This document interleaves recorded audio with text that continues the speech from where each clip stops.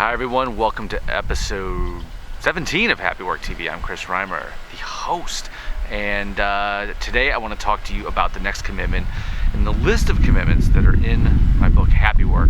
That list of commitments being called the Happywork Agreement. If you haven't watched any of the previous episodes, the company that is in dire trouble uses this agreement to basically shoehorn happiness into a workplace that needed it pretty badly.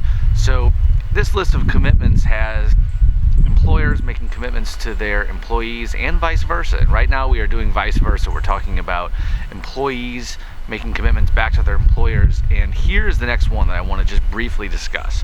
It reads as follows. I promise to ignore my job description every once in a while. In other words, my employer will not hear the words, "That's not my job," come out of my mouth. You know, I've been sitting here in my backyard for a while trying to think of what I was going to say on this one. I mean, it's pretty simple. And it was so simple that I was trying to come up with something witty or interesting or instructive to say about it. You know, and I think it boils down to, for me, it kind of just boils down to the destructive nature of those words. No matter who hears you say that, that's not my job.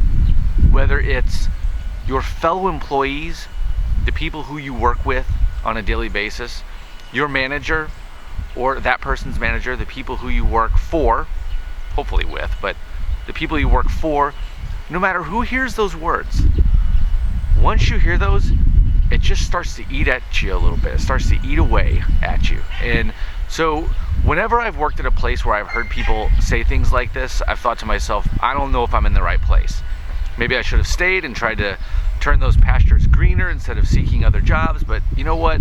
When I heard people say this, I thought to myself, this place is not constructed properly. And let's be clear, I don't mind working at a job at which there's a job description. It's great to be told, here's what we expect of you. And I've said that in the agreement elsewhere, that we as employees, please tell us what's important to you. So I like to be told what's important to me, what's important to my employer.